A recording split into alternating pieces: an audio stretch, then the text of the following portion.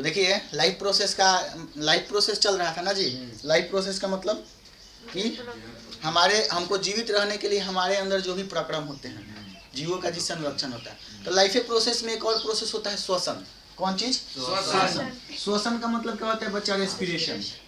श्वसन का मतलब क्या होता है? रेस्पिरेशन। जैसे अभी मैंने आपको पूरा खत्म किया है डाइजेस्टिव सिस्टम के बारे में, पाचन तंत्र के बारे में। तो पाचन तंत्र में भोजन का पाचन होता था, है ना। और भोजन के पाचन के लिए बहुत सारे तंत्र बने थे। जैसे क्या था? मुख गुहा से लेकर के छोटी आंत, बड़ी आंत, अमाशय, अग्नाशय, लिवर, ये सब के सब सिस्टम कहीं ना कहीं एक दूसरे के रूप में समायोजित होकर के, है ना, भोजन पे क्रियाएं कर रहा था। उसी प्रकार से एक हमारे बॉडी के अंदर आजीवन चलने वाला, आजीवन मतलब समझ रहे हैं ना, जब तक जीवन रहता है तब तक एक और प्रक्रियाएं होती है जिसका नाम है रेस्पिरेशन। रेस्पिरेशन का मतलब क्या होता है बच्चा? श्वसन। श्वसन एक ऐसा प्रक्रम है जो आजीवन चलते रहता है। जब तक सांस चल रहा है तब तक जिंदगी है। सांस चलना जिस दिन खत्म हुआ उस दिन हमारी मौत हो जाएगी। समझ रहे बात ना? हाँ, यानी कि श्वसन आजीवन चलते रहता है। एक बार मशीन ये स्टार्ट भगवान करके जब भेज दिया तो वो एक ऐसा प्रक्रम श्वसन है जो हमेशा चलते रहेगा। समझ रहे बात को ना? अब श्वसन से क्या होता है सर? श्वसन एक ऐसा प्रक्रम है, एक तो तुम सोचते हो कि खाली सर गैस ले रहे हैं फेंक रहे हैं, गैस ले रहे हैं फेंक रहे हैं, ऑक्सीजन लिए कार्बन डाइऑक्साइड फेंके, इतना नहीं होता है। ऑक्सीजन जब ले रहे हैं ना हम, तो ऑक्सीजन जा करके बॉडी के अंदर कुछ ना कुछ करता है। और क्या करता है उस चीज के बारे में हम लोग इस चैप्टर के अंदर पढ़ेंगे। उससे पहले एक और चीज कि श्वसन के होने के लिए भी तंत्र बनाए गए हैं, और उस तंत्र को क्या बोला जाता है? श्वसन तंत्र। श्वसन किस तंत्र से होता है बच्चा? श्वसन तंत्र से। अब श्वसन तंत्र में कौन कौन चीज हो जाएगा सर? तो एक तो नासिका द्वार, नासिका छिद्र, है ना। उसके बाद वो जो गैस जो हम ऑक्सीजन लिए वो निगल द्वार से थोड़ी जाएगा, कंठ द्वार से जाएगा। तो कंठ द्वार से जाएगा तो फेफड़ा में जाएगा। समझ रहे बात ना? कितने कहाँ पे जाएगा? फेफड़ा में। यहाँ से नाक हुआ और इस नाक से गया कंठ द्वार से होते हुए फेफड़ा में। फेफड़ा ऐसे ही ना दो भाग में बटा हुआ होता है, बोलना भाई, है ना। ये फेफड़ा में गया, समझ रहे बात ना? फेफड़ा से ये गैस, फिर ये ऑक्सीजन जो गैस लिए हो यहाँ से हार्ट में जाता है। हार्ट समझ रहे हो ना? हृदय, हृदय कौन चीज? हृदय। और हृदय से फिर अब इसमें आगे हम लोग परिवहन तंत्र में पढ़ाएंगे हम आपको कि आगे बाबू आपको मिलेगा ये बायां लिन, दायां लिन, बायां नीला, इसमें 4 चैम्बर आएगा, है ना। इसके बाद में हम आगे पढ़ेंगे। यहाँ हृदय से ये कहाँ पे जाता है बच्चा? धमनी से होते हुए ये ऑक्सीजन गैस ब्लड के द्वारा पूरे बॉडी में जाता है। पूरे कहाँ पे जाता है? बॉडी में जाता है। फिर से समझिए, हम ऑक्सीजन गैस लिए, किसके द्वारा लिए? नासिका छिद्र के द्वारा, है ना। ये गैस कंठ द्वार से होते हुए कहाँ पे आया? फेफड़ा में आया। कहाँ पे आया? फेफड़ा में आया। समझिएगा श्वसन में क्या होता है। तो वो गैस जब फेफड़ा में चल जाता है बच्चा, यहाँ फेफड़ा है, इस फेफड़ा में गया, कौन सा गैस गया है बच्चा? ऑक्सीजन। और ये ऑक्सीजन फेफड़ा में जा करके, आप इस बात को समझ लीजिएगा कि फेफड़ा में से, फेफड़ा में आपका क्या आया हुआ रहता है? जैसे हार्ट होता है ना हम लोगों का, हृदय, हम लोग का कौन चीज होता है? हृदय। हृदय से ब्लड फेफड़ा के पास आया हुआ होता है, वहां पे ब्लड में हीमोग्लोबिन पाया जाता है। कौन चीज? हीमोग्लोबिन। अब हीमोग्लोबिन क्या है सर? हीमोग्लोबिन समझिएगा बात, खून का रंग लाल हीमोग्लोबिन के कारण ही होता है। तो ब्लड में कौन सा पाया जाता है बच्चा? कौन ग्लोबिन? हीमोग्लोबिन पाया जाता है। और हीमोग्लोबिन का क्या होता है सूत्र, अगर इसको बोले हम संकेत, तो Hb होता है। अब ये हीमोग्लोबिन क्या क्या चीज से बना हुआ है? 2 चीज से, एक तो हीम, एक कौन चीज? हीम, और एक ग्लोबिन। अब ये हीम और ग्लोबिन क्या है सुनिएगा। हीम का मतलब होता है लोहा, लोहा मतलब फेरस, और ग्लोबिन का मतलब होता है प्रोटीन, ग्लोब्यूलिन प्रोटीन। ग्लोबिन एक प्रकार का क्या है बच्चा? प्रोटीन है। यानी हीमोग्लोबिन जो ब्लड का रंग लाल करता है वो 2 चीज से बना हुआ है, एक हीम और एक ग्लोबिन। हीम का मतलब क्या होता है बच्चा? लोहा। और ग्लोबिन एक प्रकार का क्या है भाई साहब? प्रोटीन है। ग्लोबिन एक प्रकार का क्या है? प्रोटीन है। तो अब क्या होता है कि जैसे ही ऑक्सीजन आया और ऑक्सीजन जैसे ही ब्लड से टच हुआ तो ब्लड में तो भाई लोहा है, फेरस है, फेरस है, और फेरस के साथ बोलो ऑक्सीजन मिल जाएगा कि नहीं? है ना? अरे बोलो। तो क्या बन जाएगा? FeO4। समझ रहे बात ना? अब हम लोग वैसे कहते हैं कि HbO4 बनता है ना। इसको बोला जाता है ऑक्सी हीमोग्लोबिन।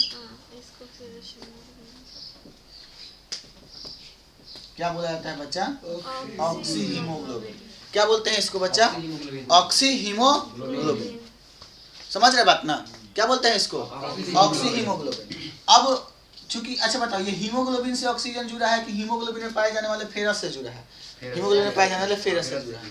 ऑक्सी हीमोग्लोबिन बन गया है ना? अब क्या होगा? ऑक्सी हीमोग्लोबिन बन गया है ना? यानी ऑक्सीजन हीमोग्लोबिन से जुड़ गया है, यानी कि ऑक्सीजन अब ब्लड में चला आया है। अब आपको पता है ना कि ब्लड का प्रवाह हमारे पूरे बॉडी में, वहां रख दो, ब्लड का प्रवाह हमारे पूरे बॉडी में होता है। समझ रहे बात ना? ब्लड का प्रवाह हमारे पूरे बॉडी में होता है। किसके द्वारा? परिवहन के द्वारा, ट्रांसपोर्टेशन के द्वारा। परिवहन भी हम लोग एक चैप्टर पढ़ेंगे। तो ब्लड पूरे बॉडी, पूरे शरीर की कोशिकाओं में जाता है कि नहीं? किसके द्वारा? वेंस के द्वारा, नसों के द्वारा, धमनिकाओं के द्वारा, ठीक है ना? तो ब्लड पूरे बॉडी में गया, और ब्लड के साथ कौन जुड़ गया है? ऑक्सीजन, जो हम श्वसन क्रिया के द्वारा लिए हैं। तो यह ऑक्सीजन ब्लड की मदद से पूरे शरीर की संपूर्ण कोशिकाओं में जाता है। अब सर संपूर्ण कोशिका में ऑक्सीजन जाके करेगा क्या? तो सोचिए, यहाँ तक समझ में आया कि ब्लड के द्वारा ऑक्सीजन संपूर्ण कोशिकाओं में गया परिवहन के द्वारा। अब एगो सोच समझ के बात बताइए, पाचन हुआ था ना? पाचन हुआ था ना? अब पाचन जब हुआ था, सोचिएगा, पाचन जब हुआ था बच्चा, डाइजेशन जब हुआ था, डाइजेशन, तो डाइजेशन में इलियम के विलाई में भोजन का अवशोषण हुआ था ना? भोजन का क्या हुआ था? कहाँ पे हुआ था? याद करो, इलियम के विलाई में, है ना? समझ रहे बात ना? रसायनकुर ऐसे ऐसे थे, ऐसे ऐसे रसायनकुर भोजन को क्या किए थे बच्चा? अवशोषित किए थे। इधर दिख नहीं रहा है, शायद इधर दूर हो जा रहा है। यहाँ पे बच्चा पाचन हुआ था तो भोजन का अवशोषण हुआ था, ये तो दिख रहा होगा सर। और ये भोजन का जो अवशोषण हुआ था बच्चा, वो भोजन का अवशोषण कहाँ पे हुआ था? इलियम के विलाई में हुआ था ना? कहाँ पे हुआ था? इलियम के विलाई में हुआ था। समझ रहे बात ना? अब जब वो इलियम के विलाई में भोजन का अवशोषण हुआ था तो वो पूरे कोशिकाओं में मिल गया था, है ना? कोशिकाओं में उसको पहले ब्लड के साथ उसको एथी कर दिया गया था। किसको? जो ग्लूकोज हम लोगों ने ऑब्जर्व किया था, वो ब्लड में जाकर के मिल गया था इलियम के विलाई के द्वारा, और वो ब्लड कोशिकाओं में तक पहुंचाता था ग्लूकोज को। जो पाचन हुआ था जिससे ग्लूकोज बना था हमारे अंदर, जो पाचन होने के बाद हमने जो ऑब्जर्व किया था, वो ग्लूकोज ब्लड में मिला था, और ब्लड के द्वारा पूरे शरीर में ग्लूकोज जाएगा, शरीर की कोशिकाओं में जाएगा। तो शरीर की कोशिकाओं में ग्लूकोज चला गया है ब्लड के द्वारा। अब फिर ब्लड के द्वारा कौन आ रहा है बताओ? ऑक्सीजन आ रहा है। कौन आ रहा है? ऑक्सीजन आ रहा है। तो यह ऑक्सीजन क्या करेगा कि सेल के पास जाएगा। कौन जाएगा बच्चा? ऑक्सीजन। कहाँ पे जाएगा? सेल के पास। सेल के पास, सेल मतलब कोशिकाओं के पास। ये ऑक्सीजन जाएगा, और ऑक्सीजन गया तो वहां पे पाचन के द्वारा क्या बन गया है बउआ? ग्लूकोज C6H12O6 मिल गया है। सरल अणु मिल गया है ना जी। जो हम भोजन करते हैं वो जटिल अणु होता है, और उसको तोड़ करके छोटे छोटे ग्लूकोज के मोनोसेक्राइड में तोड़ा जाता है उसको। तो ग्लूकोज यानी कि एक प्रकार का मोनोसेक्राइड है। तो यह ग्लूकोज, ऑक्सीजन जो आया, इसके साथ क्रिया करके ग्लूकोज का ऑक्सीकरण होता है। क्या होता है बच्चा? ऑक्सीकरण होता है। श्वसन क्रिया के द्वारा ऑक्सीजन जो हम लोगों ने लिया, वो ऑक्सीजन कोशिकाओं में गया। कहाँ पे गया? और कोशिकाओं में जा करके यह ऑक्सीजन, ग्लूकोज जो पाचन के द्वारा मिला था सेल को, इसका ऑक्सीजन, इसका ऑक्सीडेशन करेगा। ऑक्सीडेशन का मतलब, ऑक्सीकरण का मतलब, ऑक्सीकरण का मतलब कि इसके अवयवी कणों में तोड़ेगा। कौन चीज में करेगा बच्चा? अवयवी कणों में क्या करेगा? इसको तोड़ेगा। यानी कि याद करो, जब ग्लूकोज बनने के लिए कार्बन डाइऑक्साइड और जल मिलकर के ग्लूकोज बनता था पौधों में, तो जिस चीज से ये ग्लूकोज बना हुआ है, कार्बन डाइऑक्साइड और जल से मिला हुआ है, उसको विघटित कर देगा। मतलब कि अब ये कार्बन डाइऑक्साइड और जल में टूट जाएगा। समझिएगा, विघटन का मतलब क्या होता है कि जो अवयवी से बने हुए थे, उसका टूटना। संघटन का मतलब जुटना, संयोजन का मतलब। तो क्या क्या चीज से मिलकर बना हुआ था? कार्बन डाइऑक्साइड और फिर कौन चीज? जल। कार्बन डाइऑक्साइड और कौन चीज के अणु? जल के अणु। यानी कार्बन डाइऑक्साइड में और जल के अणु में ये क्या होते हैं बच्चा? टूट जाते हैं, ब्रेक हो जाते हैं। यानी 6CO2 और प्लस में 6 कौन चीज? H2O में ब्रेक हो गया। यानी कि इनका ऑक्सीकरण होता है। कौन ऑक्सीकरण किया है? ऑक्सीजन किया है। और जैसे इनका ऑक्सीकरण होता है ना, ढेर सारा ऊर्जा मुक्त होती है। ढेर सारा क्या मुक्त होती है बच्चा? ऊर्जा, यानी एनर्जी मुक्त होती है। ढेर सारा क्या मुक्त होती है? अब चूंकि कार्बन डाइऑक्साइड बन गया है, समझ रहे बात ना, कोशिकाओं में ही बना हुआ है। और ये सारी क्रियाएं कहाँ पे हो रही है? कोशिका के माइटोकॉन्ड्रिया में। कहाँ पे हो रही है? कोशिका के कॉन्ड्रिया में, माइटोकॉन्ड्रिया में। अब चूंकि कार्बन डाइऑक्साइड तो भाई हमारे बॉडी के लिए हानिकारक है कि नहीं है? तो यह कार्बन डाइऑक्साइड अगेन किससे क्रिया करता है बच्चा? तो हीमोग्लोबिन से क्रिया करता है। फिर से हमारे बॉडी के अंदर ही फिर से ये हीमोग्लोबिन से क्रिया करता है और बनाता है बबुआ Hb और CO2 जब क्रिया करेगा तो बोलो कार्बोक्सी हीमोग्लोबिन बनेगा कि नहीं बनेगा? बोलो ना जल्दी से। जैसे ऑक्सी हीमोग्लोबिन बना ऑक्सीजन से, तो कार्बन डाइऑक्साइड से करेगा तो कार्बोक्सी हीमोग्लोबिन बनता है। और कार्बोक्सी हीमोग्लोबिन फिर जहाँ जाता है फेफड़ा में जाता है। फिर कहाँ पे जाता है बच्चा? फेफड़ा में जाता है। और फिर जब हम श्वास में ऑक्सीजन लेते हैं तो ऑक्सीजन हीमोग्लोबिन से जुड़ जाता है तो कार्बन डाइऑक्साइड को छोड़ देगा, तो कार्बन डाइऑक्साइड को छोड़ता है तो फिर नाक से वो बाहर चला आता है। बात समझ में आ रहा है ना? यानी कि श्वसन क्रिया से सिंपल सा बात पूछे कि क्या मुक्त हुआ तो ऊर्जा मुक्त हुई। अगर श्वसन न होता तो ऊर्जा मुक्त होती है ना। और यह ऊर्जा एटीपी के रूप में संचित रहता है। किस रूप में संचित रहता है? कौन रूप में संचित रहता है? एटीपी के रूप में, एडिनोसिन ट्राइफॉस्फेट। तुमसे अगर कोई पूछे कि श्वसन क्रिया कहाँ हो रही है कोशिका के किस भाग में, तो माइटोकॉन्ड्रिया में। कौन चीज में? श्वसन क्रिया से क्या उत्पन्न हो रही है? ऊर्जा उत्पन्न हो रही है। किसका विघटन किया जा रहा है? ग्लूकोज का। तो तुमसे हम एगो बात पूछे, जैसे अगर हम मान को चलो कि एगो एथी ले लिए है, चैली ले लिए और उसको जला रहे हैं तो बोलो उससे आग निकल रहा है ना, यानी ऊर्जा उत्पन्न हो रही है कि नहीं? तो जो चैली है एक प्रकार से ईंधन है कि नहीं? एक प्रकार से क्या है? तो सोचिए क्या चीज के जलने से, क्या चीज के टूटने से आपको ऊर्जा मिला? ग्लूकोज के टूटने से, ग्लूकोज के ऑक्सीकरण होने से आपको ऊर्जा मिला। तो हम ग्लूकोज को ईंधन बोल सकते हैं कि नहीं? फ्यूल। हमारे बॉडी का फ्यूल कौन है? ग्लूकोज। अगर ग्लूकोज को नहीं ऑक्सीडाइज किया जाता तो क्या आपको ऊर्जा मिलता? यानी ग्लूकोज कोशिकीय ईंधन है कि नहीं है? यह क्रिया ऊर्जा जो मिल रही है यह क्रिया कहाँ हो रहा है? तो माइटोकॉन्ड्रिया को हम ऊर्जा घर बोल सकते हैं कि नहीं बोल सकते हैं? बोलो, माइटोकॉन्ड्रिया को क्या बोल सकते हैं? और बेसिकली श्वसन पूछे कि श्वसन से क्या हो रहा है तो ऊर्जा उत्पन्न हो रही है। यानी श्वसन एक ऐसी प्रक्रिया है जिससे क्या उत्पन्न होती है? ऊर्जा। श्वसन एक ऐसा प्रकरण है जिससे क्या उत्पन्न होता है बच्चा? इतना मिटाए हम, मिटाए, समझ में आया बात? यानी कि बेसिकली अब हम लिख रहे हैं, ठीक है ना? क्या लिख रहे हैं अब इसके बारे में? मैं तो आपको ये समझाया कि श्वसन से जो आप ऑक्सीजन ले रहे हो वो जाके हमारे बॉडी में क्या कर रहा है। अब सोचिए वो बात कि जो आपने श्वसन में ऑक्सीजन लिया, अगर पाचन नहीं हुआ रहता, आपको ग्लूकोज ऑब्जर्व नहीं किया रहता, तो इस ऑक्सीजन का क्या काम था? कुछ नहीं काम था। यानी कि अगर आप खाना नहीं खाओगे तो सांस लेते रहोगे, ऊर्जा मिलेगा? क्योंकि शरीर के अंदर होगा जड़ना, तब न तो ऐसे उसको जराएगा, एनर्जी देगा। बात समझिए, समझ रहे बात? सलाई बार रहे हैं, चलिए नहीं तो आग कहाँ धराइएगा? बाइक स्टार्ट कर रहे हैं, अंदर पेट्रोल नहीं है, बाइक चलेगा? तो कतनों सांस लेते जाइए, अंदर मान के चलिए फ्यूले नहीं है तो आप एयर ले लीजिएगा। हो सकता है ढिमला आ गया, गर्मी आ गया, है ना? समझ रहे बात को ना? ऐसा चीजें हो सकती है। श्वसन क्या है आप समझ गए होंगे। श्वसन एक ऐसा प्रक्रम है जिससे क्या होती है? ऊर्जा उत्पन्न होती है। यानी श्वसन उन सभी प्रक्रियाओं का सम्मिलित रूप है जिनके द्वारा शरीर में ऊर्जा उत्पन्न होती है। क्या बोल सकते हैं? श्वसन उन सभी क्रियाओं का सम्मिलित रूप है जिनसे शरीर में क्या उत्पन्न होती है बच्चों? ऊर्जा उत्पन्न होती है। जिनसे शरीर में क्या उत्पन्न होती है? ऊर्जा। श्वसन उन सभी प्रक्रियाओं का सम्मिलित रूप है जिनसे शरीर में क्या उत्पन्न होती है? ऊर्जा उत्पन्न होती है। अब कैसे ऊर्जा उत्पन्न होती है? तो ऑक्सीजन की उपस्थिति में मनुष्य क्या करता है? कौन अणुओं का विघटन करता है, ऑक्सीकरण करता है? हाँ, ऑक्सीजन की उपस्थिति में, है ना, क्या चीज का विघटन होता है? ग्लूकोज का। कहाँ होता है? कोशिका में। कोशिका के किस भाग में? हाँ, तो बोल सकते हैं O2 की उपस्थिति में ऊर्जा बोल रहे हैं किसका?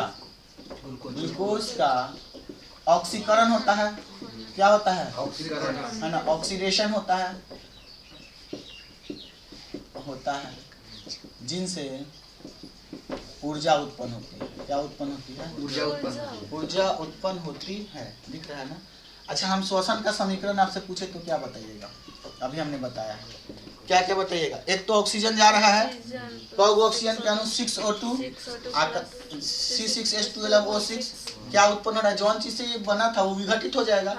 6CO2 और प्लस में 6H2 और प्लस में कौन चीज बोलो?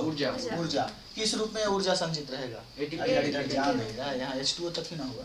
6CO2 और प्लस में बोलो क्या चीज? 6H2O, है ना?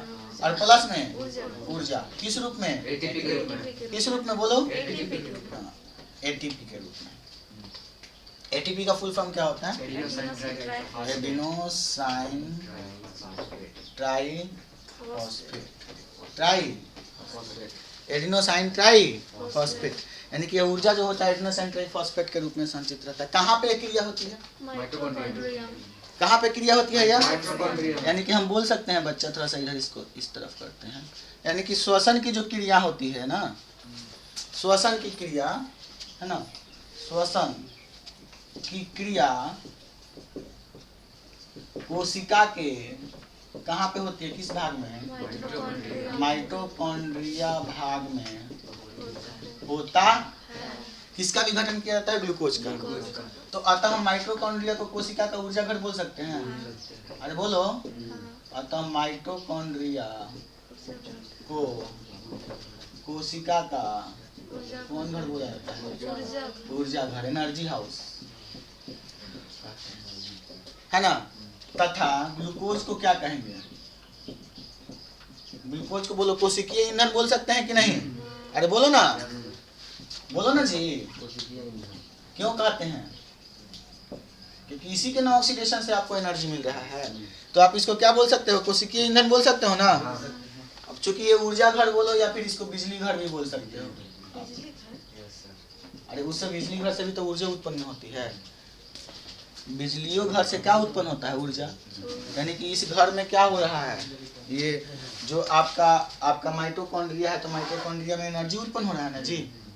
अरे बोलो ना, इसलिए हम इसको शक्ति गृह बोल सकते हैं। बात समझ रहे हो ना? कौन गृह?